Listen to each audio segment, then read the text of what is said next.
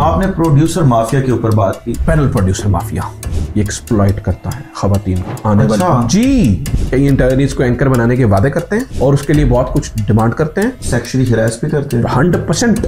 ये आप बड़ी खतरनाक बात मैं सच बात कह रहा हूँ। आप इसके ऊपर पूरी कंट्रोवर्सी बन सकती है सोशल मीडिया के ऊपर। I don't care. पाकिस्तान छोड़कर यूके आना शौक था या मजबूरी थी? मुझे मजबूरन निकलना पड़ा। अच्छा। और तब भी एक दोस्त ने मदद की मेरी पाकिस्तान से निकलने में। मदद अदारे के अंदर से ही हुई थी। रवाबत नहीं होनी चाहिए, फौज के साथ रवाबित नहीं होने चाहिए। नहीं नहीं नहीं नहीं, नहीं। जर्नैलों के साथ। जनरल जब इस सियासत में खीर बनाने की कोशिश करता है दलिया बनता है। फौज का सियासत से कोई ताल्लुक नहीं है। कायद आजम ने अपनी स्पीच में कहा था। लेकिन कायद आजम के साथ जो कुछ हुआ, एक वक्त था जब ISPR के साथ आप मीटिंग्स भी किया करते थे खुलेआम। फिर अचानक ऐसा क्या हुआ कि आपको अदारे से जो है वो अलहदगी अख्तियार करना पड़ी और जो बातें वो दोबारा आपसे करवाना चाहते थे वो बातें करने से आपने इनकार कर दिया? हम गलत थे। जब आप 5th जनरेशन वॉर में लड़ रहे थे, पुष्टपनाही हासिल थी या खुल के बात करें, पुष्टपनाही से मुराद क्या है आपका? जाग पंजाबी जाग तेरी पग नू लग गया दाग। पग नू दाग तो लग गया। इकरारुल हसन पाकिस्तान में बड़ा फेम हासिल किया। ये क्या कर क्या रहा है इकरारुल हसन? मीडिया इंडस्ट्री के बहुत से मुनाफिकीन हैं जिन्होंने अपनी जबानें, अपना ज़मीर, लेकिन नजम पिंडी में बेच के आए हैं। 9 मई जी उसकी क्रेडिबिलिटी के ऊपर झूठ झूठ।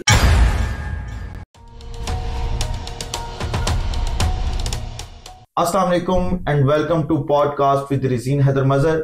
आज हमारे साथ इस पॉडकास्ट में जो शख्सियत मौजूद हैं वो इक़्तिदार की राहदारियों से लेकर इमरान खान के वज़ीर आज़म बनने, फिर इक़्तिदार से निकाले जाने, गोली लगने और इमरान खान के घर पर हमला होने तक के चश्मदीद गवाह हैं।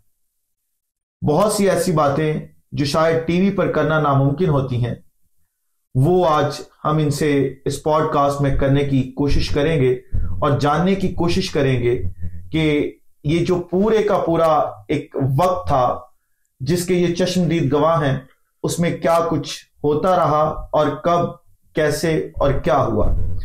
थैंक यू सो मच नजम भाई, आपने हमें इस पॉडकास्ट के लिए वक्त दिया। पहले सवाल की तरफ चलते हैं। तकरीबन सोशल मीडिया के ऊपर, खासतौर पर अगर यूट्यूब की बात करूं, 1 मिलियन प्लस सब्सक्राइबर्स, और उसके बाद सोशल मीडिया अगर कुल मिलाकर बात की जाए तो 5 मिलियन से ज्यादा फॉलोअर्स हैं। ये सफर कहां से शुरू हुआ और यहां तक किस तरह से पहुंचे? थैंक यू वेरी मच रज़ीन, बहुत शुक्रिया। और मुझे बड़ी खुशी हो रही है कि मैं आपके साथ इस नशिस्त में मौजूद हूँ। Thank you so much. Social media, अच्छा ये बड़ा दिलचस्प सफ़र है वैसे बाय द वे, और मुझे लगता है कि तजर्बात से भरा पड़ा है। अच्छा, मैं आपको पता है कि सोशल मीडिया से पहले इलेक्ट्रॉनिक मीडिया में रहा हूँ और लंबा अरसा PNN और वो तमाम चैनल, एक्सप्रेस न्यूज़, दुनिया टीवी, चैनल 5, बड़े लंबे अरसे से हमने वहाँ पर जो है ना वो रहे। मुझे वक्त के साथ ये महसूस होना शुरू हो गया था कि 2 चीज़ें। नंबर 1, मैं तो प्रॉम्प्टर पढ़ने के लिए नहीं बना।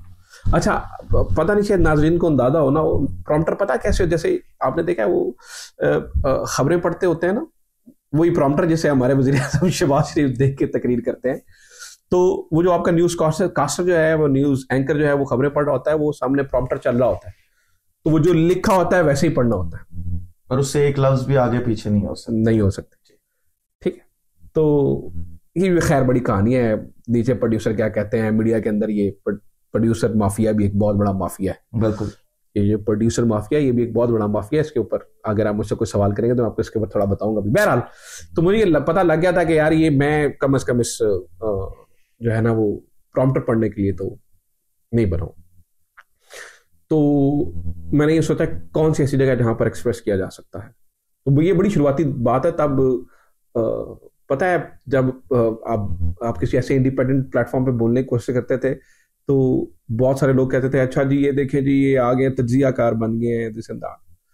सो आई स्टार्टेड फ्रॉम जाली एंकर बनने की कोशिश कर रहे हैं, इस तरह के अल्फाज भी बोले जाते थे। और फिर वही लोग हैं जो बाद में आपको फोन करके कहते थे यार ये यूट्यूब कैसे चलाना है यार, ये तो बता दे यार। ठीक है, तो खैर मैंने रीन एक्सप्रेस पे था उन दिनों में, तो एकदम से ना मैंने सोचा यार कुछ किया जाए, तो मैंने एक प्रोग्राम शुरू किया कटहरा के नाम से जी। बड़ा जबरदस्त, बड़ा शानदार और कंट्रोवर्शियल किस्म का प्रोग्राम था।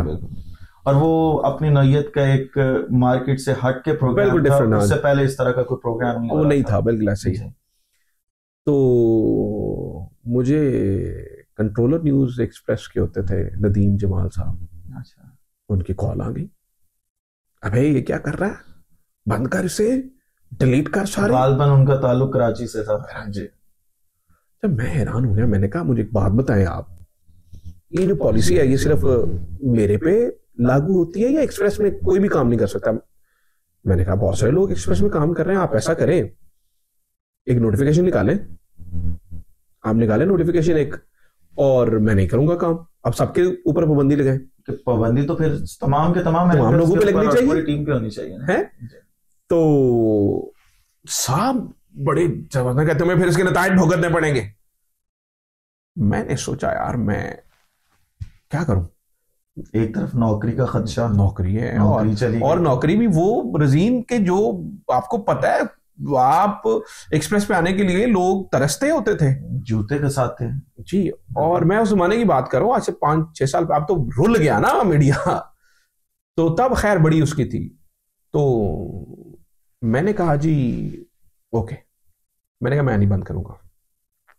इन्होंने मुझे सुबह से उठा के 3 महीने के लिए रात की शिफ्ट दे दी।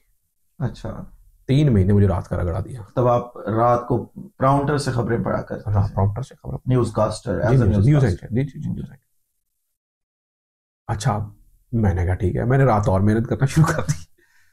तो 3 महीने में जब तक मैं मॉर्निंग शिफ्ट में शिफ्ट हुआ तब तक मेरा चैनल चल चुका था, और मैं इतने पैसे अपने चैनल से बना रहा था जितने शायद मैं वहां से 5 महीनों में नहीं बनाता था। अच्छा, 3 महीनों के अंदर, क्योंकि लोग पसंद करते थे इंडिपेंडेंट एनालिसिस को, बिल्कुल लोग पसंद करते थे इंडिपेंडेंट सोच को, घुटी हुई ये झूठे वॉच डॉग की कैद से आजाद सोच, तो लोग पसंद करते थे उसे। तो आई डिड दैट, लोगों ने बहुत पसंद किया, बड़ी बड़ी मोहब्बत दी, बड़ा प्यार दिया, इस तरह से। और मुझे जहां तक याद पड़ता है, आप ही वो पहले इंसान थे यूट्यूब के ऊपर जिसने यूट्यूब को एक नया रुख देने की, खास तौर पर जो पॉलिटिकल व्लॉग्स कर रहे थे उस वक्त पे लोग, उनमें से निकल कर खेलने की कोशिश की। और वो मैप्स और एवरीथिंग, वो नगोर्नो कराबाख की याद है, उन दोनों लड़ाई चल रही थी, अजरबैजान नगोर्नो कराबाख, और मैप शैप चलाने और ये और उस तरह, बड़ा बड़ा जबरदस्त। मतलब मैं आप पीछे मुड़ के देखता हूँ तो बड़ा शानदार, ऐसा लगता है जैसे कल की बात है, बट यू नो वो है वेरी पैशनेट। यानी कि हमारे यहाँ मतलब अभी तो पता है सोशल मीडिया पे फॉलोअर्स लेना बड़ा आसान है, लिपसिंग करो, 2 ठुमके मारो, सही है, ठीक है। तो लोग फैमिली व्लॉगिंग, अच्छा नहीं है family, I am not against of it, ना ही मैं इसके हक में हूँ ना मैं इसके खिलाफ हूँ। एम कंट्रोवर्शियल बात हो जाएगी, मैं इस पर कुछ करूंगा तो, लेकिन मेरा जाती ख्याल यह है कि क्योंकि हम उस तर्ज के उस लाइन के लोग नहीं थे, हम तो खबर के बंदे थे ना, कंटेंट, खबर, रिसर्च करनी। और आप पुरानी तब चैट जीपीटी नहीं होती थी, अब तो चैट जीपीटी से आप सारा कुछ आप रिसर्च कर, हाँ, वो हम पूरा दिन बैठ के तो वो इंटरनेशनल अफेयर्स में मैप्स ढूंढने लगानी। मतलब एक वक्त मुझे लगता था कि मुझे दुनिया के सारे समंदर, सारे कोने, सारे जो है ना वो मैप पे याद हो गए। ठीक, तो इतनी मेहनत करते थे। इस मेहनत के बाद अल्लाह ने मेहरबानी की और हमें दिन न्यूज के अंदर फॉलोअर्स आहिस्ता मिलना शुरू हो गए। आप पहले करंट अफेयर्स के या न्यूज रिलेटेड यूट्यूबर थे जिसने 1 मिलियन का जो एक माइलस्टोन था वो क्रॉस किया था। अच्छा नहीं, मेरे इमरान भाई ने तब शुरू कर लिया था, इमरान रियाज, लेकिन 1 मिलियन उनका जो मुझे याद पड़ता है आपके बाद हुआ था। आई डोंट रिमेम्बर, लेकिन इमरान भाई का जो चैनल है वो बहुत तेजी से ग्रो किया था। इमरान भाई को तो सुपर फास्ट, और जो उनको देखते हैं लोग, और ये नहीं है कि उन्होंने मारे खाई हैं उसके बाद देखना शुरू हुए, उससे पहले भी जो इमरान रियाज का स्टाइल था वो लोगों के अंदर वो एक अलग बिल्कुल बिल्कुल ऐसी है, बात करने का तरीका अलग है, बंदा सच्चा है ना यार, इमरान रियाज सच्चा बंदा है, ठीक है, मुनाफिक नहीं है ना। हमारे यहाँ तो बड़े बड़े मुनाफिक है ना, जिन्होंने अपनी जबानें और जमीर बेच दी हैं। हमारी इंडस्ट्री के मीडिया इंडस्ट्री के बहुत से मुनाफिकीन हैं जिन्होंने अपनी जबानें, अपना जमीर, लेकिन वो पिंडी में बेच के आए हैं। नजम भाई, लेकिन इमरान रियाज के हवाले से भी, अपार्ट फ्रॉम दैट के उन्होंने जेल काटी, अपार्ट फ्रॉम दैट के उनके ऊपर जो कुछ हुआ, जब वो यूके पहुंचे तो उसके बाद कहा तो ये भी गया कि शायद इमरान रियाज कंप्रोमाइज हो गया, और आज भी ये बात की जा रही है कि इमरान रियाज कंप्रोमाइज हो गया, क्योंकि पाकिस्तान से तो कोई शख्स उनके साथ कंप्रोमाइज किए बगैर बाहर नहीं आ सकता। मुझे एक बात बताएं, अच्छा इमरान रियाज कॉम्प्रोमाइज हो गया, आप ये कह रहे हैं, मुझे एक बात बताएं। मैं ये नहीं कह रहा, हाँ। ये मैं वो अच्छा पब्लिक ओपिनियन रख, नहीं पब्लिक ओपिनियन नहीं, पर या कहीं ना कहीं फेसबुक पर, नहीं रजीन, चीजें ये पब्लिक ओपिनियन नहीं है जी, ये टाउटों का ओपिनियन है, कुछ टाउट हैं, और मैं तो उन्हें बुलडॉग कहता हूँ माजरत के साथ, सॉरी अगर नाम अगर ले देंगे तो ज्यादा बेहतर हो जाएगा। नहीं, मैंने बुलडॉग कह दिया है, वही काफी है। आप खुसूसियात मैं आपको बता देता हूँ, आप खुद ढूंढ लें। आप फिर शायद आजाद डिजिटल के ऊपर जो चंद लोग बैठते हैं उनकी तरफ, अच्छे लोग भी हैं आजाद डिजिटल पे, हैं बहुत सारे लोग जिन्हें बुलडॉग कहा जा सकता है, लेकिन कुछ अच्छे लोग भी हैं। थोड़ा सा इलैबोरेट कर दें। मैं कुछ अच्छे नहीं, आजाद, अच्छा चले, जो कुछ आप अच्छे कह रहे हैं, अमीर अब्बास मेरे ख्याल से आते हैं आजाद पे, आजाद डिजिटल पर नहीं आते। हाँ। उन्होंने एक लाहौर का प्रोजेक्ट शुरू किया था, और आजाद के अंदर ही है ना, उसके अंदर उन्हें शामिल किया गया था, लेकिन बाद में वो प्रोजेक्ट बंद हो गया, जिसमें कई हमारे दोस्त ऐसे भी थे। सलमान दुरानी बेचारा हो गया ना यार, सलमान दुरानी को वापस इस्लामाबाद मूव करना पड़ा क्योंकि वो प्रोजेक्ट बंद हो गया था उनका। मैं कैटेगोरिकली बताता हूँ, मीडिया के बुलडॉग जितने हैं उनकी कुछ तारीफ बताता हूँ, बंदे तुम खुद फिट कर लो, ठीक है। मैं नाम लिए बगैर तुम्हें तारीफ बता देता हूं कि बुलडॉग कौन कौन है।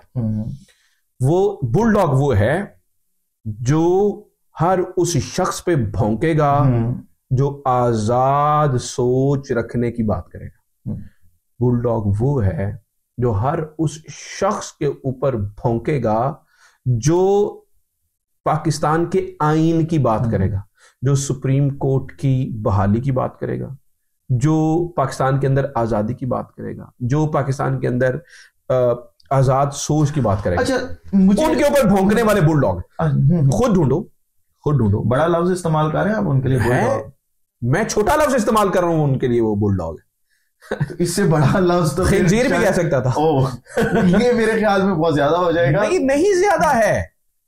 मैं और भी बहुत कुछ कहना चाहता हूं उनको।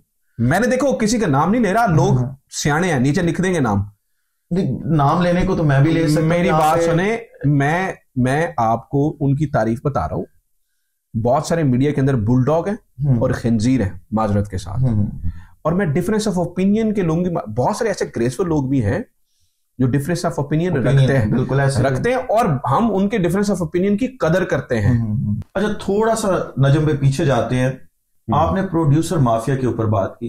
प्रोड्यूसर्स को माफिया कहना, अच्छा ये जो प्रोड्यूसर माफिया मैं कह रहा हूं ना, पैनल प्रोड्यूसर माफिया, ये आपने जेल में रखा। पैनल प्रोड्यूसर माफिया, ये सुन रहे होंगे हमारी पॉडकास्ट में, वो बहुत सारे लोग सुनेंगे, सुनना चाहिए, उनको भेजना चाहिए लोगों को। अच्छा, बहुत अच्छे अच्छे पैनल प्रोड्यूसर्स भी हैं, बहुत अच्छे अच्छे लोग। एक्सप्रेस पे होती थी फरीहा, बिलाल, मैंने जैसे प्रोफेशनल पैनल प्रोड्यूसर्स नहीं देखे। किसी जमाने सुना करते थे, सोबी आबिद होती थी वहां पे, बड़ी अच्छी पैनल प्रोड्यूसर थे। लेकिन प्रोड्यूसर माफिया है, ये प्रोड्यूसर माफिया क्या है मैं आपको बताता हूं। असल में एंकर जो होता है उससे हसद करने वाले चैनल के अंदर बहुत सारे लोग होते हैं। भाई ये टाई शे लगा के आ जाते हैं, मेकअप शेकअप करके आ जाते हैं, इन्हें तो कुछ नहीं पता। और वो प्रोड्यूसर बैठा जो आपके कान में बोल रहा होता है ना, मैं लोगों को समझाने के लिए बता दूं, वो है पैनल प्रोड्यूसर। ये आपका रोस्टर बनाते हैं, प्रोड्यूसर आपका रोस्टर बनाते हैं, प्रोड्यूसर आपको इंस्ट्रक्शन देते हैं। मैं आपको दोबारा बता दूं, सुहेब साहब जैसे भी बड़े अच्छे अच्छे प्रोड्यूसर, पैनल प्रोड्यूसर हैं इंडस्ट्री के अंदर, और भी मैंने कुछ नाम आपको बताए हैं। जो अब एबी एक्सप्रेस पे होता था, बहुत अच्छा प्रोड्यूसर था। लेकिन ये प्रोड्यूसर माफिया क्या करता है, ये रोस्टर बनाते हुए आपसे कीड़ निकालता है, ये एक्सप्लॉइट करता है खवातीन को, आने अच्छा। वाली जी नई आने वाली एंकर्स को, यानी न्यूज चैनल में अगर कोई खातून आ रही है एज अ न्यूज कास्टर और किसी भी ओहदे के ऊपर, तो ये पैनल प्रोड्यूसर्स सारे नहीं लेकिन काफी सारे, बहुत अच्छे भी हैं इंडस्ट्री में, बहुत बुरे, लेकिन इनमें खास तौर पर ये खसलत पाई जाती है, ये एक्सप्लॉइट करते हैं, ठीक है, ब्लैकमेल करते हैं, उसके ऊपर तंग करते हैं, और कई इंटरव्यूज को एंकर बनाने के वादे करते हैं। अच्छा जी, और उसके लिए बहुत कुछ डिमांड करते हैं, सेक्सुअली हरास भी करते हैं, 100% करते हैं, सेक्सुअली हरास किया जाता है। मीडिया इंडस्ट्री के अंदर बहुत सारी बेचारी खवातीन को, जिनको एंकर बनने का शौक होता है। बिल्कुल। और पाकिस्तान के अंदर अब तो डिजिटल मीडिया का जमाना तो अब आया ना, टिकटॉक को कुछ अरसा हुआ है, उससे पहले तो हर लड़की जो शायद गुड लुकिंग थी या उसे अच्छा बोलना आता था, वो इस कोशिश में होती थी कि किसी तरीके से मैं न्यूज एंकर बन जाऊं या मैं प्रोग्राम एंकर बन जाऊं। मैं आपको बता रहा हूं, मैंने अपनी आंखों से देखा है खवातीन को रोते हुए स्टूडियोज के अंदर। अच्छा। इसी तरह से जैसे मैंने बताया, बहुत अच्छी खवातीन भी होती थी और बेचारी कुछ फंस जाती थी, बेचारी कुछ फंस जाती होती थी। मैंने कुछ प्रोड्यूसर्स ऐसे देखे हैं कि जिन्होंने एक नहीं दर्जनों लड़कियों की जिंदगियां बर्बाद की, और चैनल ने किसी किस्म का, चैनल मालिकान ने किसी किस्म का, चैनल मालिकान तक यह बात पहुंचती नहीं है। अच्छा। या आई डोंट नो, मैं ये बात हमेशा मुझे परेशान करती रही है कि यार बड़े बड़े चैनल्स में भी ऐसा क्यों होता है। अच्छा नजम भाई, अमूमन ये समझा जाता है कि जो मीडिया में खवातीन होती हैं वो थोड़ी सी बोल्ड होती हैं, उसके साथ साथ वो अपने राइट्स पर बोलना जानती हैं, उन्हें पता होता है कि हमारे हुकूक क्या हैं, और अगर हमारी लिमिट्स को कोई क्रॉस करेगा तो हमें उसके ऊपर आवाज बुलंद करनी है। वो तमाम खवातीन जिनका आप जिक्र कर रहे हैं, क्या वो इन तमाम पैरामीटर्स के ऊपर पूरा नहीं उतरती थी? देखें, मैंने आपको तो बताया, हमारे इंडस्ट्री के अंदर बड़ी बड़ी अच्छी न्यूज एंकर्स रही हैं जिनसे कोई बात करने की जरूरत नहीं कर सकता। सबीना पाशा,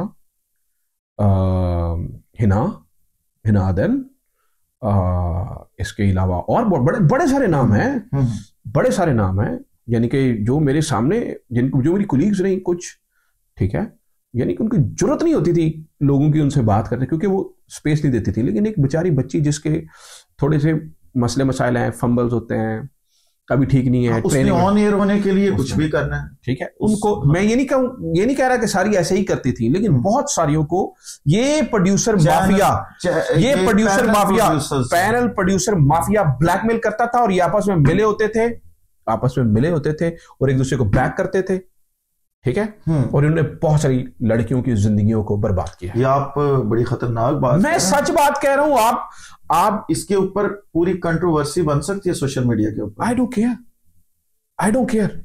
मैंने इस इंडस्ट्री के अंदर रह के, और फिर इसी पैनल प्रोड्यूसर माफिया की एक और कहानी सुने, जो इनको रोटी खिला दे, जो इनकी टीसियां करे, जो इनको गाड़ी पे चूटा दबा दे, ठीक है, ये उसकी या जो उनका यार बन जाए, उसके रोस्टर भी ठीक बनेंगे, बड़ी गाड़ी वाला, बड़े घर से बिलोंग करता है, रिलैक्सेशन मिलेगी, और बाकियों को ये रगड़ा लगाएंगे। अच्छा जी। और ये जो प्रोड्यूसर माफिया है, अब पता नहीं, मैं लंबा अरसा हो गया किसी चैनल में गया, मुझे नहीं पता कि अब ऐसे ही है या नहीं है, लेकिन मुझे जिंदगी में हमेशा इन पर तप रही है।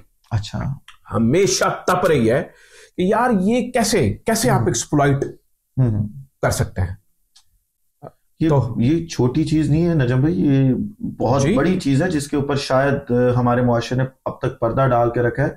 ये उनकी, और फिर ये at the end of the day news anchors को गंदा करते हैं, लड़की ये तो गंदी है, ये तो होती है ऐसी है, ये तो नहीं भाई। मैंने बहुत सारी लड़कियों के साथ काम किया, मैक्सिमम, ज्यादातर उनमें से खराब नहीं होती है, बोल्ड होती हैं, बोल्ड होना अपने राइट के लिए बोलती हैं, बोल्ड होना हर औरत का हक है, और बड़ा राइटली बोलती हैं, लेकिन इसका मतलब ये नहीं है कि वो खराब होती है। चले थोड़ा सा आपकी अपनी दोबारा जिंदगी की तरफ आते हैं। पाकिस्तान को छोड़कर अचानक से यूके आ गए और पिछले कुछ अरसे से जलावतनी के अंदर जिंदगी गुजार रहे हैं। ये पाकिस्तान छोड़कर यूके आना शौक था या मजबूरी थी? मुझे यार ये लगता है रजीन, मैं कभी बार सोचता था कि I'll be the last person who will leave Pakistan. अच्छा। मुझे लगता था कि शायद मैं, बहुत सारे लोगों को नहीं पता, मैं आपको बताता हूँ, मैं अपने माँ बाप से बड़ा अटैच था और हूँ। मैं जब सुबह घर से निकलता था, एवरी सिंगल डे, और मुझे लगता है कि अल्लाह ताला ने मेरे पे जो बड़ी मेहरबानियां की हैं उनमें से एक वजह यह भी है, मैं जब घर से निकलता था लिटरली मैं अपनी माँ और बाप के पैरों को हाथ लगा के हर रोज माशाल्लाह माशाल्लाह निकलता था। मुझे लगता था यार मैं कभी इनसे दूर नहीं रह सकता। फिर जो लगता था वो बदल गया, वो हुआ, मुझे मजबूरी में निकलना पड़ा। जिन पे यकीन था शायद वो बदल गए। वो क्या है शेर, पता नहीं मैं सही पढ़ूं या गलत पढ़ूं, कि जब आग दी बागबान आशियाने को, जिन पे तकिया था वही पत्ते हवा देने लगे। ये कहीं बात आप कहीं और लेके जा रहे हैं, हम इसके ऊपर वापस भी आते हैं। लेकिन 2022 में मुझे याद है आपकी और मेरी इमरान खान साहब से एक मुलाकात हुई थी जमान पार्क वाले घर में। हम उस मुलाकात में इकट्ठे थे। आपने तब जिक्र किया था और बताया था दोस्तों को भी और खान साहब को भी, क्योंकि आप एक दिन पहले दुबई से वापस पाकिस्तान आए थे। वो पाकिस्तान छोड़कर दुबई जाना अचानक, हमें सुनने को मिला था कि शायद कोई कोर कमांडर था, उसने आपको धमकी दी थी। बड़ी सारी चीजें हैं जो मुझे लगता है कि वक्त आने पे, जब सही वक्त आएगा ये कहेंगे। चलो मैं तुम्हें एक बात बताता हूँ, जो हो गए वो तो हो गए ना। बहुत सारी चीजें ऐसी हुई थी जो नहीं होनी चाहिए थी। मुझे लगता है कि जिस वक्त की तुम बात कर रहे हो ना रजीन, उससे पहले एक वाकया हुआ था। इमरान खान को गोली लगने वाला वाकया हम डिस्कस करते हैं अभी, लेकिन गोली लगने वो उस पे बाद में जाएंगे। नहीं, मैं बताता हूँ ना, वो मेरे बाहर जाने, दुबई जाने वाले मामले में एक और बड़ा मामला था। अच्छा। खान साहब ने भी एक वो हुआ थोड़ा सा मामला। मैं खान के साथ बैठा था। अच्छा। एक मुलाकात में इमरान खान को गोली लगने के बाद जब वो हॉस्पिटल से घर आए ना जी, तो मैंने उन्हें एक चीज बताई जो मेरे पास एक्सक्लूसिव खबर थी। Exclusive, super exclusive. हम कुछ दोस्त बैठे थे एंकर, तो मैंने कहा खान साहब आपको पता है जब आपको गोली लगी वजीराबाद में, मैं भी उधर ही था चुके, तो मैंने कहा खान साहब आपको पता है उस टाइम जनरल बाजवा किधर था? तो खान साहब कहते हैं किधर था? मैंने कहा आपको नहीं पता इस बारे में? कहते हैं, मैंने कहा मेरे पास खबर है, मैं आपको बताता हूँ। कहते हैं किधर था? मैंने कहा उस वक्त जनरल बाजवा जो है रावली कैंट के अंदर था। अच्छा। अब रावली कैंट आपको पता है वजीराबाद से बिल्कुल करीब है, चंद किलोमीटर 5, 6, 7 मिनट की ड्राइव बनती है, 10-12 मिनट की ड्राइव होती है। इमरान खान को गोली लग रही हो, बाजवा साहब उस वक्त का आर्मी चीफ 5 किलोमीटर दूर बैठा हो। खान साहब और एक ऐसा शख्स जो शायद कहीं पे बैठो किसी शहर में मौजूद हो, तो उस पूरे शहर के अंदर परिंदा अपनी मर्जी से पर नहीं मार सकता। अगली बात सुन तुम्हें और मजा आएगा। खान साहब ने एक बात की और उसने सबको ना, कहते हैं अच्छा अगर तो बाजवा था वहां पे और अगर वाकई इसने कुछ नहीं करवाया था तो ये हेलीकॉप्टर भेज सकता था मेरे लिए। हाँ। आपको पता है ना इमरान खान की एम्बुलेंस को भी डाइवर्ट करने की और बड़ा कुछ कोशिश की। उसके ऊपर बाद में आते हैं क्योंकि आप उसके चश्मदीद गवाह हैं। हाँ। वाकया की। तो मैंने कहा आपको पता है कहते अच्छा। खान साहब उधर बैठे हुए कुछ और भी लोग बैठे थे और वो बात हो गई लीक। उस बात में मेरे लिए बड़े मसले मसाइल पैदा किए। अच्छा। और भी बहुत सारे वाकयात थे जिनका मैं फिल वक्त जिक्र नहीं करना चाहता। वक्त आएगा, हो सकता है वो लोग अभी भी बहुत सारी जगहों पे हों, तो वक्त आएगा उस बारे में भी मैं आपको बताऊंगा, लेकिन मुझे मजबूरन निकलना पड़ा। अच्छा। और तब भी एक दोस्त ने मदद की मेरी पाकिस्तान से निकलने में। मतलब मदद अदारे के अंदर से ही हुई थी?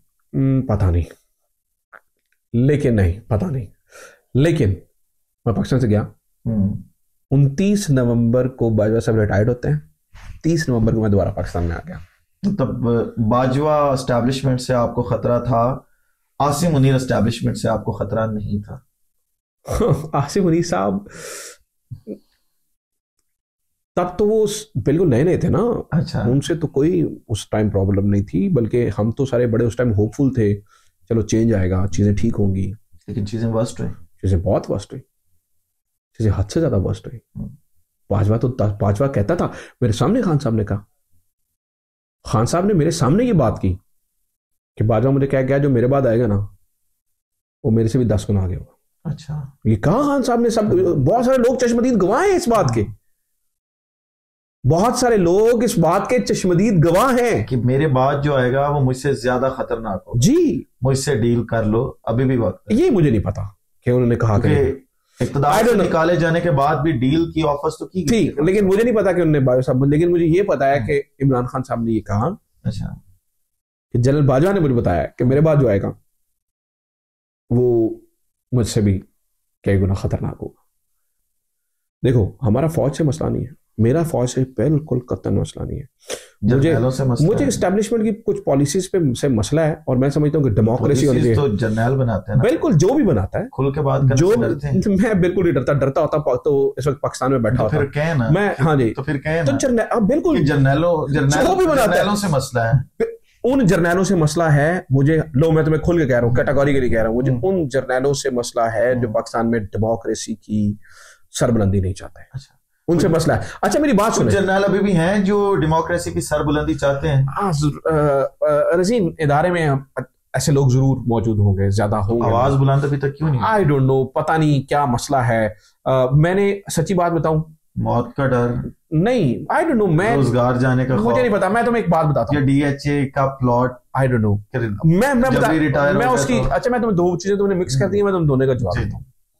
पहली बात यह है कि मैंने फौज के अंदर जितने भी मेरे ताल्लुकात थे रिपोर्टिंग के लिए, आज से पहले मैं सबसे मुनक़ता हूँ कैटेगोरिकली। अच्छा। क्योंकि मुझे लगता है मैंने ये सोचा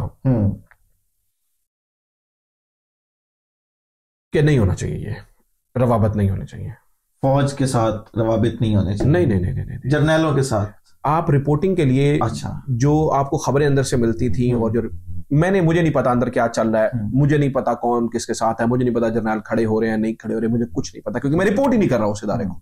आप मेरी बात समझ रहे?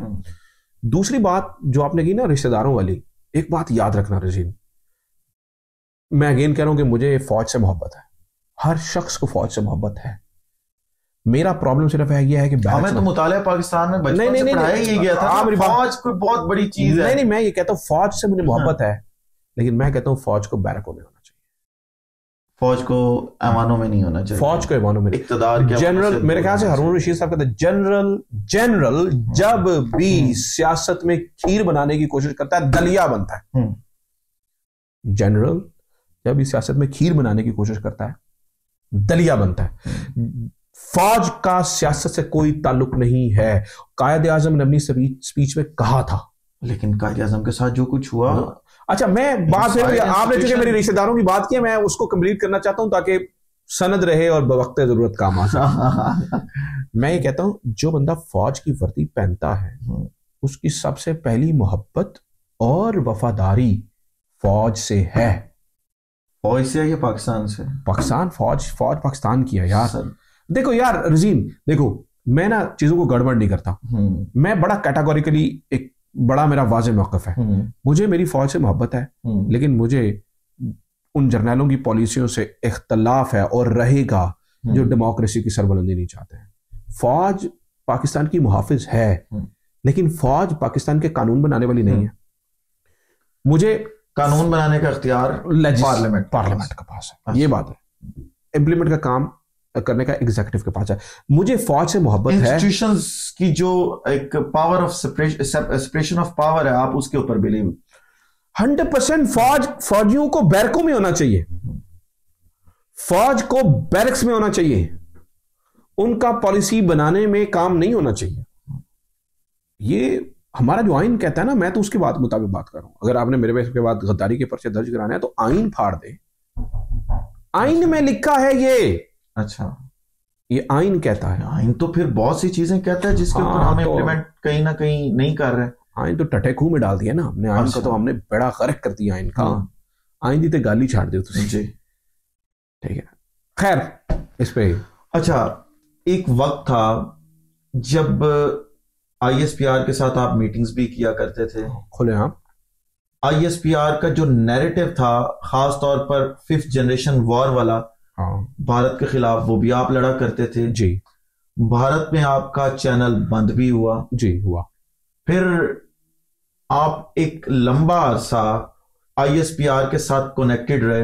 हाँ, रहा। फौज ने बयानियां बनाने की कोशिश की आईएसपीआर के जरिए कि हाँ। इमरान खान अच्छा है, नवाज शरीफ जरदारी ये चोर लुटेरे हैं। आपने उसमें भी अपना किरदार अदा किया। फिर अचानक ऐसा क्या हुआ कि आपको अदारे से जो है वो अलहदगी अख्तियार करना पड़ी और जो बातें वो दोबारा आपसे करवाना चाहते थे वो बातें करने से आपने इनकार कर दिया? रजीन, मैं पहले भी कह चुका हूं, देखो उस वक्त हमारी सोच ये थी, इस पाकिस्तान के अंदर एक ही इदारा है जो पाकिस्तान का सेवियर है, सियासतदान सारे गंदे हैं, और वो सोच गलत थी। वो सोच गलत थी, हम गलत थे। हम, ये बड़ी बात होती है, ये मानना बड़ी बात होती है रजीन, हम गलत थे। अच्छा, आईएसपीआर उस वक्त जमाने में, उस वक्त के टाइम में बहुत शानदार काम कर रहा था। 5th जनरेशन वॉर जो कहते थे, वो आपकी लड़ाई इंडिया के साथ थी ना, अपने लोगों के खिलाफ थोड़ी थी। आईएसपीआर अपने लोगों के खिलाफ थोड़ी press conference. 5th generation war के बाद तो फिर एंटी नून लीग और एंटी जरदारी बयानियां भी तो शुरू हुआ। एंटी नून और जरदारी बयानियां मैंने जब भी अपने चैनल पे चलाया, अपनी मर्जी के मुताबिक चलाया मैंने। मैं कैटेगोरिकल, मतलब उसके हवाले से आपने कभी भी एक दफा भी लुकमा नहीं लिया? नेवर। अगर लुकमा देंगे भी, मैंने आज तक कोई बंदा नहीं कह सकता किसी जर्नैल के फोन पे, किसी ब्रिगेडियर साहब के फोन पे, किसी कर्नल साहब के फोन पे, किसी मेजर साहब के फोन पे ये कह दिया होगा नवाज शरीफ चोर है। मैं नवाज शरीफ को तब चोर कहा जब मैं मानता हूं नवाज शरीफ चोर है। अच्छा, तब नहीं, एक वक्त था जब बाजवा साहब शायद उस मीटिंग में, मेरे सोर्सेज के मुताबिक, जो मेरे सोर्सेज ने खबर दी थी या मुझे बताया, कि जिस मीटिंग के अंदर बाजवा साहब ने नवाज शरीफ के खिलाफ ये कहा था कि ये चीज है, ये एविडेंसेस हैं। आप उस मीटिंग में नहीं थे? मैं उस मीटिंग में नहीं था। कौन कौन था उस मीटिंग में? मुझे नहीं पता। अच्छा, आपको उस मीटिंग का कोई आइडिया नहीं, लेकिन मीटिंग हुई तो थी ना? 100% रोज होती थी, जिसमें वो ये बताने की कोशिश करते थे कि ये चोर खानदान है। बिल्कुल। और ये जितने भी यूट्यूबर्स इस वक्त, जिनको यूट्यूबर्स कहा जाता है, जिनसे बड़ा मसला है पिंडी को भी और नून लीग को भी, और कहते यूट्यूबर, ऐसे बार बार कहा जाता है ये जो यूट्यूबर्स हैं, उस वक्त तो ये सारे के सारे यूट्यूबर्स जो हैं वो पिंडी से ही लाइन लेके और उसी व्हाट्सएप ग्रुप से पैगाम लेते होंगे। बहुत सारे लोग अपनी गलतियां मानते भी हैं। आप थे उस व्हाट्सएप ग्रुप में? मैं बहुत सारे व्हाट्सएप ग्रुप में था। आईएसपीआर के व्हाट्सएप ग्रुप में? आईएसपीआर का कोई ऑफिशियल व्हाट्सएप ग्रुप नहीं था। आईएसपीआर का कोई ऑफिशियल व्हाट्सएप ग्रुप नहीं था। जैसे शहाब की और नाम ले सकता हूँ, ये कौन से व्हाट्सएप ग्रुप में थे? मेरे ख्याल से वैसे ही व्हाट्सएप ग्रुप में होंगे जैसे आजकल पीटीआई के व्हाट्सएप ग्रुप है। मैं मिसाल देता हूँ, जिससे भी तहरीक पीटीआई को एलैबोरेट करें। आप कह रहे हैं कि पीटीआई, आप उसे मेंशन करें। व्हाट्सएप ग्रुप तो इस वक्त पीटीआई से ज्यादा स्ट्रांग नून लीग के चल रहे हैं। उसमें भी हूँ। सहाफी का काम है यार व्हाट्सएप ग्रुपों में होना और इन्फॉर्मेशन लेना। मैं आपको बताता हूं, से तो नून लीग को मसला है नहीं ना। यूट्यूबर, अच्छा ये जो लफ्ज यूट्यूबर है ना, मैं उसमें भी आपको थोड़ा सा क्लियर कर दूं।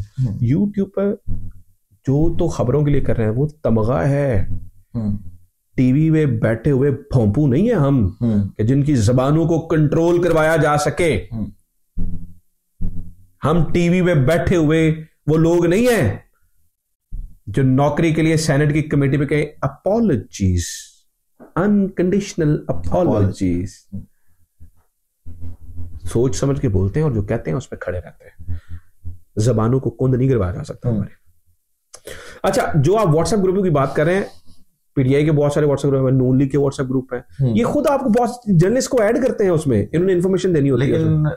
वैसा कोई व्हाट्सएप ग्रुप नहीं था फौजियों का जिसमें कहा जाता था एजेंट्स ये आज सुबह का तुम्हारा टास्क है, तुमने ये करना। ऐसा कोई व्हाट्सएप आजकल तो मेरे ऐसा कोई ऐसा आजकल तो एक होगा, मैंने नहीं देखा। ट्विटर के ऊपर एक पैगाम जब उधर से लाइन आती है, सेम कॉपी पेस्ट। तो व्हाट्सएप ग्रुप की जरूरत क्या है? व्हाट्सएप ग्रुप तो एक्सपोज करना होता है कि दूसरे को पर्सनल मैसेज करेंगे ना उसमें। मैं ऐसे किसी व्हाट्सएप ग्रुप में नहीं था जिसमें लाइन दी जाती थी, और मैं ऐसे किसी व्हाट्सएप ग्रुप मैंने देखा भी नहीं है। अच्छा, आपकी नजरों से ऐसा कोई बात? चले, आप एक अदारा चला रहे थे लाहौर के अंदर, शायद सिद्दीक ट्रेड सेंटर के अंदर उसका ऑफिस था, एनपीजी मीडिया के नाम से। जी। वो एनपीजी मीडिया, मैं और राहिल, आप राहिल ने शुरू किया था। राहिल ने शुरू किया था। वो बड़े छोटे से उसने तो शुरू किया था ना, तो बूम तो उसको आपके आने के बाद मिला जी जी जी जी। तो उस एनपीजी मीडिया को भी जब आप 5th जनरेशन वॉर में लड़ रहे थे, पुष्टपनाही हासिल थी? या खुल के बात करें, पुष्टपनाही से मुराद क्या है आपका? फाइनेंशियली, या फिर आप कह सकते हैं कि टीम बना के देना, या किसी किस्म के एक्सपेंसेस उठाना, इस तरह का कोई मामला एनपीजी मीडिया के हवाले से? आज कल 10 साल बाद कोई ऐसी पर्ची निकली जिसमें ये कहा, या किसी इदारे के किसी बंदे ही ने कह दिया कि नजम ने, अच्छा, या नजम के इदारे ने, अच्छा, हमसे 5,000 रुपया भी लिया, साफा छोड़ दूंगा मैं। अच्छा, ये ऑन कैमरा कह रहे हैं? ऑन कैमरा कह रहा हूं। हाँ, उसको प्रूव करके कह सके वो। अगर कोई बंदा ये साबित कर दे कि नजम ने आईएसपीआर से कोई भी आईएसपीआर से आईएसपीआर से आईएसआई से सिर्फ ये नहीं, चलो थोड़ा सा और बात, पीटीआई से नहीं, और पीटीआई से भी अच्छा इंक्लूड करो, फेवर ली हो, पैसे लिए हो, भर्ती करवाया हो, पर्चा कटवाया हो, किसी को कहा हो, कुछ भी फेवर ली हो, और वो कह दें कि इसने तो हमसे ये फेवर ली थी, साफा छोड़ दूंगा मैं। अच्छा, चले, ये आपने अब कह दिया, मैंने कह दिया। ये जितने भी लोग सुन रहे हैं, नजम बाजवा ये कह रहे हैं कि कोई भी बंदा ये साबित कर दे कि नजम बाजवा ने किसी किस्म की फेवर ली है आईएसपीआर से, पीटीआई से, किसी भी जगह से, नजम साहब साफत को खैर बात कह देंगे, और फिर यहाँ पे अपना जो भी मामला होगा वो यूके में बैठ के चलाएंगे या पाकिस्तान जाके चलाना होगा जी। चले, जिस दिन अल्लाह ताला ने किया ना मामला ठीक हो गया पाकिस्तान में, उस दिन आप हमें इसी मिट्टी में दोबारा देखेंगे। चले, ये भी वक्त बताएगा कि आप वापस जाते हैं या यहीं के होके रह जाते हैं। अब जरा जो करंट सिचुएशन चल रही है इस वक्त पाकिस्तान में, जो राइट नाउ सिचुएशन चल रही है, इमरान खान साहब को बाहर आते देख रहे हैं? इस मुल्क पाकिस्तान के अंदर लम्हों में हालात बदल जाया करते हैं। यहां पर लम्हों में हालात बदल जाया करते हैं, जो नामुमकिन लगता है। अच्छा, मैं आपको एक बात बताता हूं, देखिए, एक कॉन्सेप्ट है, उसे कहते हैं डोमिनो इफेक्ट। अच्छा, जो थी ना कोल्ड वॉर, उसके अंदर डोमिनो इफेक्ट बड़ा इस्तेमाल होता था। अच्छा, डोमिनो इफेक्ट क्या होता है? अब ताश के पत्ते इस तरह से रखें, एक पत्ते को गिराएं तो क्या होता है? सारे गिरते चले जाते। इस कॉन्सेप्ट को कहते हैं डोमिनो इफेक्ट। माफ कीजिएगा, डोमिनो इफेक्ट। कोल्ड वॉर में क्या होता था, आपको पता निजाम की बात चली थी, कम्युनिज्म या कैपिटलिज्म। एक रियासत जो भी कम्युनिज्म का निजाम अपनाती थी तो कैपिटलिज्म वालों के लिए जान पे बनाती थी। वो कहते थे यार इसकी जो साथ वाली रियासतें हैं ना, वो भी उसी में कन्वर्ट हो जाएगी, हमारे लिए प्रॉब्लम होना शुरू हो जाएगी। Vice versa. एक रियासत को भी कन्वर्ट नहीं होने देते थे, लड़ाइयां हो जाती थी उसके ऊपर। क्यों? एक गिरेगी तो दूसरी भी गिरेगी, दूसरी भी गिरेगी। अब इसी डोमिनो इफेक्ट को हालात हाजरा पे देखें। अब देखें श्रीलंका में क्या हुआ, अब देखें बांग्लादेश में क्या हुआ, अब देखें इंडोनेशिया में क्या हुआ, आपके बिल्कुल हमसाए में ये चीजें हो रही हैं। अब देखें नेपाल में क्या हुआ। एक रियासत गिर रही है, दूसरी गिर रही है, तीसरी गिर रही है, यानी कि रियासत से मुराद स्टेटस को में वो स्टेटस को चैलेंज कर रहे हैं। नौजवान गिर रहे हैं, जनजी कहीं पे नौजवान, ये वो गिर रहे हैं। आप कैसे बचेंगे? आपके मुताबिक अगला नंबर पाकिस्तान हो सकता है, जैसे हालात है। इमरान खान ने प्रेडिक्ट किया, आपको नहीं पता? नहीं, आप ये देखें कि इमरान खान साहब तो जेल में, बाहर से मोमेंटम किसने बनाना था? जितनी इस वक्त तक तहरीकें चली हैं, जितनी श्रीलंका, नेपाल, बांग्लादेश, किसी पॉलिटिकल लीडर ने नहीं चलाई। लेकिन देखो, जब आपका शुरुआत कैसे हुई, एक सूबे के, चले हम आपके बेस्ट पे मान लेते हैं कि जितनी भी तहरीकें चली हैं, इन तमाम, श्रीलंका की बात कर लें, बांग्लादेश, नेपाल, तमाम की तमाम तहरीकें जो है वो नौजवानों ने चलाई, ठीक है। लेकिन क्या आप ये मानते हैं कि पाकिस्तान के अंदर एक सूबे के नौजवान सिर्फ एक सूबे से उठ के कोई तहरीक चला लेंगे बड़ी, क्योंकि बाकी तीनों सूबे, पंजाब तो कंप्रोमाइज हो गया हुआ है, सिंध ऑलरेडी कंप्रोमाइज था। अगेन मेरे फिर मेरी बात समझो। एक चिंगारी, देखो लावा पका हुआ है, एक चिंगारी सब कुछ जला देती होती है। मुझे नहीं पता आज निकलेगी, मुझे नहीं पता कल निकलेगी, मुझे नहीं अंदाजा, लेकिन जो हालात के देखें तो तारीख में कहीं पे भी पंजाब ने बगावत तो आज तक नहीं की। नहीं, बहुत दुल्ला भट्टी कौन था, भगत सिंह कौन था, लेकिन अंजाम क्या हुआ? अंजाम ओए होए यार, कामयाब जिससे कोई मकतल में गया वो शान सलामत रहती है। पंजाबी सिर्फ मकतल में जाने तक के लिए है, बाकी आगे मैं आपको बताऊं, देखिए मकतल फतह करके भी आना तो कोई चीज होती है। नहीं, मैं फिर दुल्ला भट्टी, मैं कंट्रोवर्शियल, मैं हिस्टोरिकल मामलात पे कोई कंट्रोवर्शियल बात नहीं करना चाहता। मेरी बात समझिए, मैं हालात में हाल में रहना चाहता हूँ। सिर्फ पंजाब छोड़ दीजिए, मैं आपको कह रहा हूँ किसी एक जगह से केपी के क्या अकेला नौजवान, मैं ये नहीं कहता, नौजवान मैं नहीं कहता पूरे मुल्क में इनकलाब लेके आ भाई पंजाबी को उठना पड़ेगा। पंजाबी को जो सोए हुई पंजाबी कौम तो जाग पंजाबी जाग का नारा कौन लगाएगा? नहीं, वो तो नारा गलत था। अच्छा, वो तो जाग पंजाबी जाग जो नारा था ना, वो तो एक रेशियल नारा था। जाग पंजाबी जाग तेरी पग नू लग गया दाग, पग नू दाग तो लग गया नहीं भाई। अब जो है ना, अब जो है वो नेशनल भाई, अब वो नेशनल अप्रोच है। तीन सूबे एक सूबे वाले पंजाब के लोगों का मजाक अगर बना रहे हैं कि भाई ये खामोश है, पंजाबी दाग ते पग नू लग गया, पंजाबी नू उठना पेगा। पंजाबी नू उठना हुणे, पंजाबी नू उठना पेगा। पंजाब वास्ते नहीं, मुल्क वास्ते। अच्छा, देखो असी जुबाना दी तकसीम दी गल नहीं करते, असी सूबियां दी तकसीम दी गल नहीं करते। मैं पाकिस्तान दी गल करने लगे। लेकिन हमेशा आज तक हम पाकिस्तान की तारीख उठा के देख लेते हैं, चले हम उससे पहले पीछे नहीं जाते। पंजाब ने तो कभी बगावत खुलकर की ही नहीं आज तक। पंजाब को छोड़े, अल्लाह करे चले। पंजाब तो हमेशा मैं बगावत की बात ही नहीं कर रहा, बगावत करे, मैं कहता हूँ इनकलाब आना चाहिए। तो इनकलाब और बगावत तो सेम चीज है। बगावत कुचली जाती है, जो इनकलाब कुचला नहीं जाता। जो तहरीक नाकाम हो जाती है उसे बगावत कहा जाता है, जो तहरीक कामयाब हो जाती है उसे इनकलाब। और आप पाकिस्तान में इनकलाब आता देख रहे हैं इंशाल्लाह। चले कुछ मीडिया पर्संस के ऊपर बात कर लेते हैं, क्योंकि मैंने एक मेरे ख्याल से बड़ी लंबी मेजर टॉपिक मैंने भी साइड पे रखा हुआ है। बड़ी लंबी बात हो गई है हमारी। मीडिया के अंदर सबसे अच्छा दोस्त कौन सा? मीडिया में बहुत कम दोस्त होते हैं, मीडिया में कोलीग्स होते हैं। अच्छा, मैं किसी एक शख्स को आप समझते हो, मुझे निकाल दें बीच में से। मीडिया में मेरे ख्याल से अगेन मैं कहूंगा, लेकिन दोस्तों में मेरा यार असदुल्ला खान, मेरा यार असद यार है हमारा। असद यार है आप?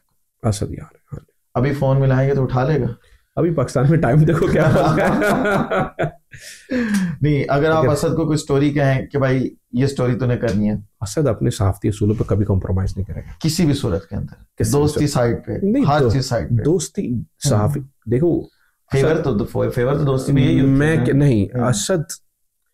मैं एक बात याद रखिएगा, मुझे आप कहेंगे ना रजीन मेरे लिए ये झूठी स्टोरी करो, मैं भी नहीं करूंगा। अच्छा, आप मेरे बड़े अच्छे दोस्त हैं, मैं झूठी स्टोरी नहीं करूंगा। चले, असद भी नहीं करेगा। अच्छा। उसे करनी भी नहीं चाहिए। ये प्रोफेशनलिज्म असद। और ये बड़ी अच्छी बात है जो आपने किया कि आप किसी के लिए झूठी स्टोरी नहीं करनी चाहिए। असद को भी नहीं करनी चाहिए, किसी को भी नहीं करनी चाहिए। चले, इकरारुल हसन पाकिस्तान में बड़ा फेम हासिल किया, आपका रिएक्शन बता रहा है उससे कि क्या रहा है इकरारुल हसन? इकरार एक बड़ा शानदार और बड़ा ही जबरदस्त मेहनती आदमी रहा है। इकरार को पता नहीं क्या हो गया, कंप्रोमाइज, आई डोंट नो कि वो जाती तौर पर उसका दिमाग हिल गया, तरफ खेलने की कोशिश कर रहा है। आई डोंट नो, मुझे नहीं पता, मेरे पास कोई सबूत नहीं है कि वो कॉम्प्रोमाइज है, लेकिन उन इकरार की हरकत बता रही हैं कि जो तनकीद वो कर रहा है वो जेन्युइन और नेचुरल तनकीद नहीं है, वो रियलिस्टिक नहीं है, नेचुरल नहीं लगती। अच्छा, नेचुरल लगता यह है कि जैसे आप किसी को तुलना नहीं चाह रहे होते, आप वैसा करने की कोशिश करेंगे। आपने तनकीद करनी है ना, तो आपको खुल के आपको दोनों तरफ देखनी पड़ेगी यार। आज इमरान, मैं आपको एक बात, मैंने इमरान खान साहब के मुंह पे बैठे हुए ये बात की थी, हम जर्नलिस्ट हैं, हम तब तक आपके साथ हैं जब तक आप हक के साथ हैं। आप हक के साथ हैं। जिस दिन आपको ऐसा मैं इस बात का गवाह हूँ। हाँ। जब जिस मीटिंग में आपने ये बात की थी, मैं उस मीटिंग में मौजूद था। मैंने कहा जब तक आप साथ हैं हम आप हक के साथ हैं। जब आप नहीं करेंगे, सबसे पहले आप पे तनकीद करने वाले हम होंगे। असूल असूल असूल परस्त। हाँ जी, ऐसे ही होना चाहिए। बिल्कुल। इमरान खान को एक अजीम लीडर के तौर पर पूरी पाकिस्तानी कौम देखती है, हम उसे सच और हक के साथ देखते हैं। अगर वो सच और हक के साथ नहीं होंगे कल को, तो कौम कैसे भी देखती रहेगी, हमें मैटर नहीं करता, हम तनकीद करेंगे। मंसूर अली खान, अगर उन पर बात की जाए तो कैसा साफी है मंसूर अली खान? मंसूर बड़ा मेहनती आदमी है। मंसूर साहब ने बड़ी मेहनत की है, बहुत अरसा है, लंबा है। आबिद मार्केट से कहां से उठे और कहां पे पहुंचे? जी वो तो चले है, खैर मैं उस पर बात नहीं करूंगा फाइनेंशियली क्या थे, लेकिन मैं तो उनके मीडिया के करियर की बात करता हूँ। बड़ा शानदार काम किया उन्होंने, गो कि उनकी बहुत सारी बातों से मुझे इख्तलाफ है। राइट नाउ तारीख की किस साइड पे खड़े हैं? मुझे लगता है वो तारीख के दरमियान में खड़े हैं, दोनों तरफ पे खेलने की कोशिश कर रहे हैं। लेकिन वो थोड़ा सा, वो कहते हैं ना, चौंक मार जाते हैं वो उधर ही। लेकिन मैं उनकी मेहनत से और उनकी सहाफत से किसी किस्म का कोई मुझे इख्तलाफ है। असूली सहाफत करते हैं, शायद वो यही समझते हो। देखिए उनके लिए उनका अपनी सोच यही हो। मंसूर के बारे में ये नहीं कहा जा सकता वो बिका हुआ है। आई डोंट नो, मुझे नहीं लगता। चलो अब थोड़ा सा आगे चलते हैं। कुछ दिन पहले एक डील हुई है, और वो डील थी सऊदिया और पाकिस्तान के दरमियान, जिसमें यह कहा गया कि पाकिस्तान पर हमला सऊदिया पर हमला समझा जाएगा। आप इस डील को किस तरह से देखते हैं? देखो, मैंने इसके ऊपर बड़ी बात कर दी है अपने व्लॉग्स के अंदर। वैसे रजीन, मुझे नहीं बताइए आपकी वीडियो कब ऑन एयर होगी, उस पर क्या मौक़िफ़ होगा। मेरा इस पर तो मौक़िफ़ है सादी, मैं इस पर लंबी बात नहीं करूंगा। वन लाइनर, मेरा वन लाइनर इसके ऊपर ये है कि मैं ये समझता हूं कि हरमैन शरीफैन की हिफाजत पाकिस्तान के लिए बड़ी ही खुशकिस्मती है, और I appreciate this defence pact. But मेरे 2-3 सवाल हैं जो क्लियर होने चाहिए। ये डिफेंस पैक्ट जो हुआ है, ये किसके खिलाफ है और इसकी क्या हदूद व क़ुयूद है? कल को यमन का मामला होता है, ईरान का मामला होता है, तो पाकिस्तान कहाँ पे खड़ा होगा? और अगर इंडिया और पाकिस्तान का दोबारा मामला होता है और इंडिया सऊदिया कहाँ पे खड़ा होगा? तो सवाल तो ये होना चाहिए। और इससे पाकिस्तान की मैशत को क्या फायदा होगा? कहीं पाकिस्तानी अवाम को दोबारा से बेवकूफ बनाने की कोशिश तो नहीं की? पाकिस्तानी अवाम को हमेशा से बेवकूफ बनाया जाता है, दोबारा क्या, हर दफा हर बार। इस मुआहदे की, ये जो मुआहदा है, इसकी ग्राउंड लेवल के ऊपर इम्प्लीमेंटेशन किसी तरह नहीं, मेरा ख्याल है, आई डोंट नो, मैं I can't say anything right now. जब इसकी तफसीलात आएंगी फिर ही कुछ पता चल सकता है। क्या इस मुआहदे की तफसीलात पब्लिक होंगी भी? आई डोंट नो, वही ना, जब तक तफसीलात ना देख ले Razeen, I can't comment on it. लेकिन मेरे जो सवाल है वो बड़े लेकिन मीडिया पर नैरेटिव तो बनाया जा रहा है ना कि इस हुकूमत का बहुत बड़ा कारनामा है कि जी है पाकिस्तान पर हमला सऊदिया पर हमला करने के मुतरादिफ है। इसमें कोई शक नहीं है।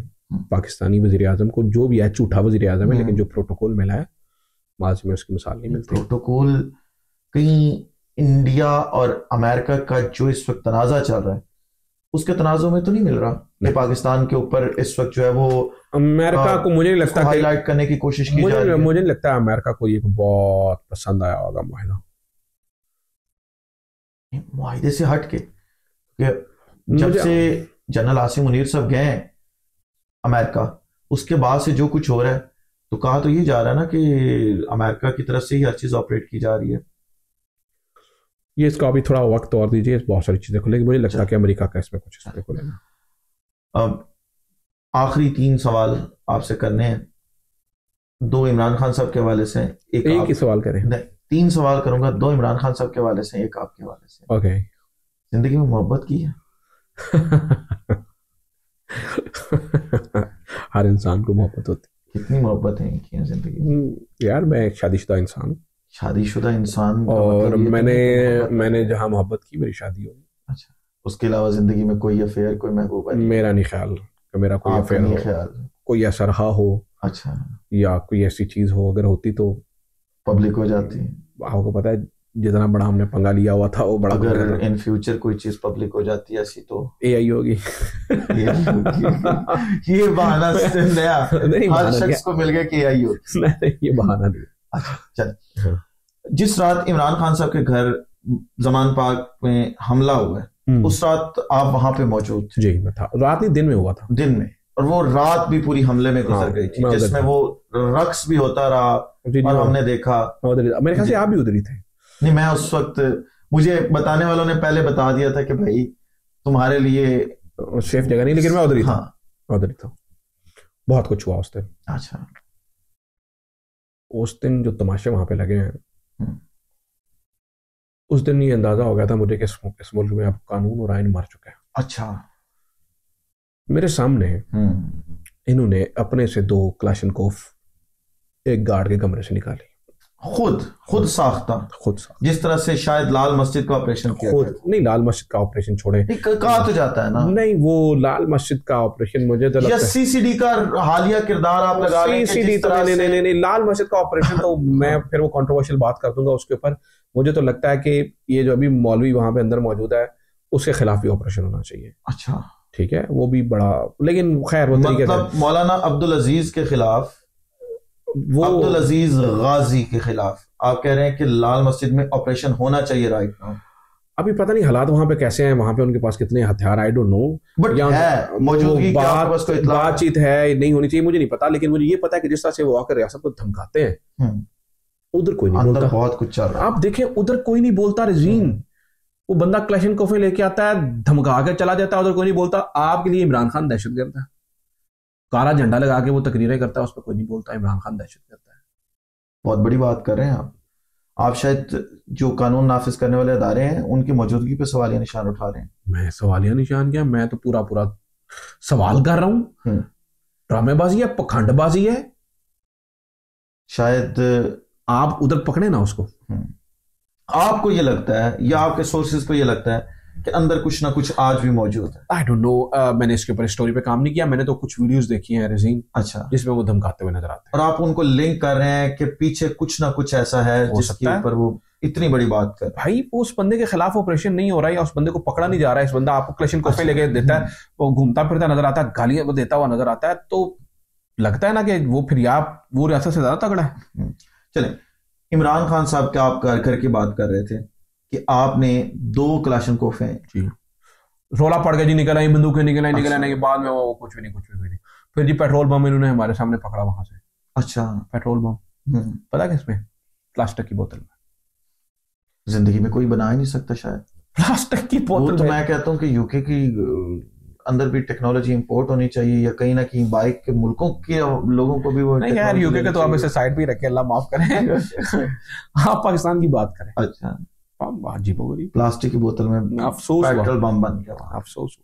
और सारा आपके सब कुछ जाली बनाने की, जाली सब। अच्छा, हमारी नजरों के सामने सब कुछ जाली होता है। 9 मई जी, उसकी क्रेडिबिलिटी के ऊपर झूठ मुकम्मल झूठ। मैं उधर था 9 मई, खुद साख्ता ऑपरेशन, मैं था सामने। 9 मई को मैं कोर कमांडर घर के बाहर था। अच्छा, मैं अपनी आंखों से देख रहा था जब यास्मीन कह रही थी आ जाओ वापस।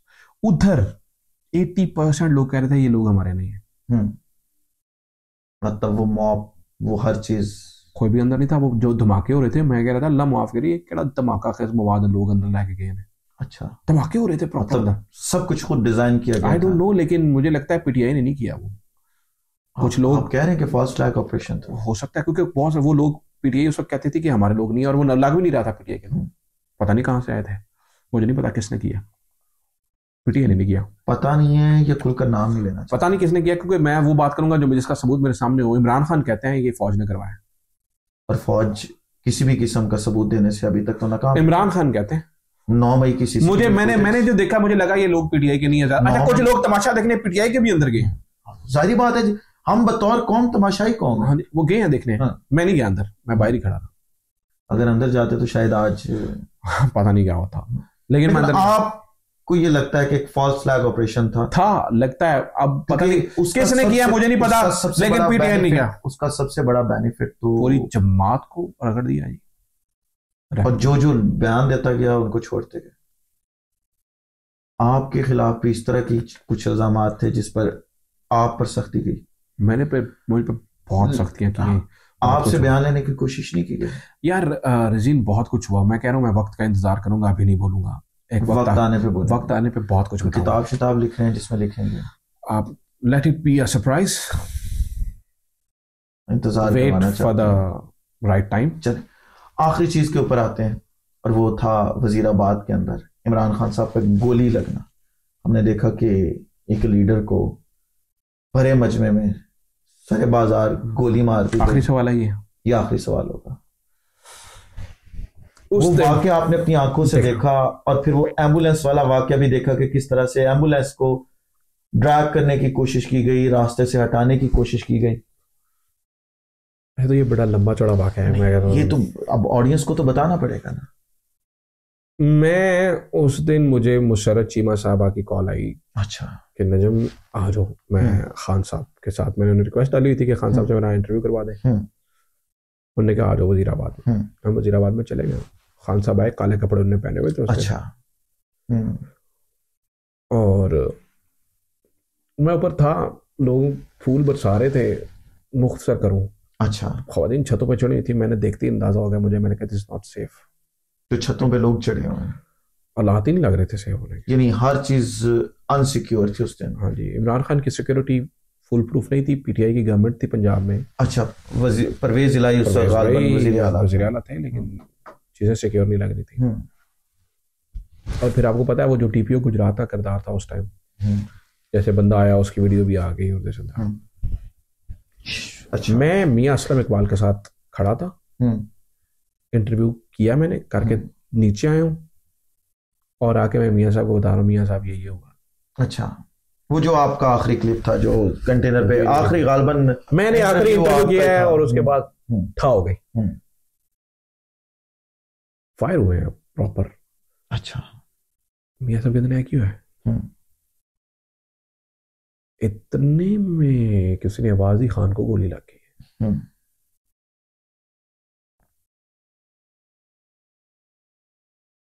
और वो माहौल जो है ना, वो मैं बता नहीं सकता। ख़वातीन थी अंदर, मुशर्रत चीमा, यास्मीन राशिद, चीखे। ऊपर से दौड़ते आया इमरान इस्माइल। अच्छा। मुंह से थोड़ा खून आ रहा है। अच्छा। फिर आया फैसल जवेद, उसका मुंह खून से भरा हुआ। फिर केओस, बहुत केओस अंदर ना, जो है वो बड़ा अजीबोगरीब माहौल बन गया कंटेनर के अंदर।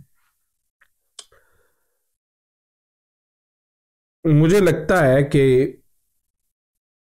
मैंने अपनी जिंदगी में इतना केओस नहीं देखा होगा जितना आपने उस दिन देखा। खून से लथपथ। खान के गार्ड अनप्रोफेशनल बिहेव कर रहे थे। अब हमें नहीं पता, बाहर 10 टेररिस्ट टाइम 12 हैं, हमें क्या पता बाहर कौन है, कितने लोग हैं। ऊपर जाओ, ऊपर जाओ, ऊपर जाओ, ऊपर जाओ।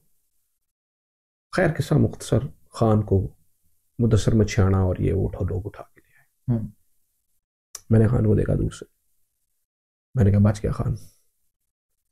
और खतरनाक हो गया।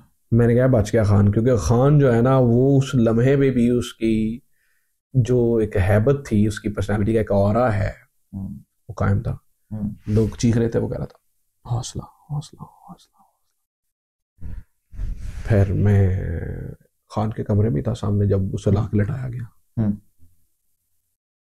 यास्मीन राशिद कह रही है किसी को अंदर नहीं आने, दरवाजा खटका रही है, मुझे आने दो, मुझे आने दो, मैं डॉक्टर हूं, मैं डॉक्टर हूं। ऐसे में मैं और फैसल जानशेर, अच्छा, हम खड़े हो गए साथ में। टाइम हो गया, मुझे पता लग गया कि अब टीवी पे चल गया होना है कि इमरान खान को गोली लग गई। मैंने कहा यार मेरे घर में ऊधम मच जाना, अंदर सिग्नल नहीं आ रहे थे। अच्छा। तो मैं जैमर ढूंढने लग पड़ा कि जैमर को बंद करो। मुझे कहता है फैसल जानशेर क्या करने लगा। मैंने कहा जैमर बंद करने लगा था। क्यों? मैंने कहा घर फोन करूंगा, बताऊंगा मैं ठीक हूँ। कहता किसने कहा तू ठीक है? मैंने कहा क्या कह रहे हो? कहता सन है कारसाज याद है? मैंने कहा हाँ याद है। कहता उसके बाद क्या हुआ था? गोली चलने के बाद। मैंने कहा क्या हुआ था? कहता बम धमाका हुआ था, तैयारी करो। अच्छा, अभी बम धमाका होगा, हम कहानी खत्म है हम सबकी, हम कोलैटरल डैमेज है खान के साथ। ये फैसल जावेद कह रहा है, फैसल जानशेर कह रहा है, मुझे कह रहे हैं, मैं और फैसल जानशेर खड़े हैं। मैंने आंखें बंद की, कलमा पढ़ा, सोच लिया। मैंने क्या कदम इतने में खान को लाया वो अंदर, फिर उसने वो पंच बनाया। मैंने कहा अब कुछ नहीं होता इस कौम को, ये मजीद खतरनाक हो गया, बहुत खतरनाक। फिर बड़ी कहानी आई उसकी। फिर हम अगले दिन आए। अच्छा, मैं रुक गया गुजरात में। आपका शहर भी है? मेरा शहर भी है। मैं आया दोबारा, मैंने देखा गोलियां, मैंने देखी।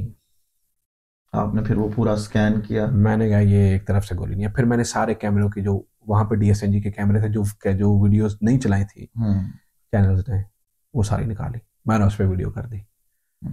मेरे यहाँ से 12-13 मिलियन लोगों ने देखा उस वीडियो को। वहां से मेरा काम खराब शुरू हुआ। उन्होंने कहा वीडियो डिलीट करो, मैंने कहा नहीं करूंगा। अच्छा, वहां से पंगा शुरू हो गया। और इख्तिताम यहाँ पे हुआ कि आपको जलावतनी बर्दाश्त करना पड़ रही है। फिर क्या हुआ? कैओस पाकिस्तान के अंदर। कुछ नहीं। इस पूरी जो मौजूदा सूरत हाल है जो पाकिस्तान में इस वक्त चल रही है, जिम्मेदार किसको समझते हैं? एस्टैब्लिशमेंट, फौज, एस्टैब्लिशमेंट, जर्नैल, एस्टैब्लिशमेंट। खुल के नाम नहीं लेंगे। एस्टैब्लिशमेंट का सबको पता कौन है, खुल के नाम ले। जर्नैल है एस्टैब्लिशमेंट, जर्नैल है। नाई तो नहीं है, माची तो मोची तो नहीं है, जर्नैलों की बात कर रहा हूं। हरकतां ते शायद माचियां ते मोचियां नाल भी पैड़ियां कर रहे हैं इस टाइम। पता नहीं, लेकिन मुझे ये पता है कि आईनी चीजें नहीं हो रही। This is it. पाकिस्तान में इस वक्त जो सेटअप चल रहा है, बड़े मियां साहब तो आखिरी लफ्ज कहूं जी, मेरे ख्याल से इस पे पॉडकास्ट खत्म हो जाना चाहिए। नहीं, एक मशवरा आखिर पे आप दो, फिर मैं फिर आखिरी लफ्ज कहता हूं। इस वक्त मौजूदा सेटअप के अंदर जो सबसे बड़ी बेनिफिशरी है वो मरीम नवाज है, और बड़ा खुल के खेलने की कोशिश कर रही है। दिमागी इलाज करवाना चाहिए उन्हें। ये मशवरा देंगे, मशवरा उन्हें। क्लोजिंग लाइन कोई? नासर मिनल्लाहि व फतहुन करीब। Thank you so much. हमारे साथ नजम बाजवा थे, और हमने टीवी की स्क्रीन से हटकर जो है वो इनसे बात करने की कोशिश की कि शायद जो बातें टीवी स्क्रीन पर ना हो सकती हो वो इनसे निकलवाने की कोशिश की। अगले पॉडकास्ट में एक नए मेहमान के साथ दोबारा मुलाकात होती है। अपना ख्याल रखिएगा, अपने इर्द गिर्द के लोगों का ख्याल रखिएगा। इस वक्त अजीज पाकिस्तान का ख्याल रखिएगा। इस वक्त अजीज पाकिस्तान का और आप तमाम लोगों का अल्लाह हामी नासिर हो। पाकिस्तान जिंदाबाद।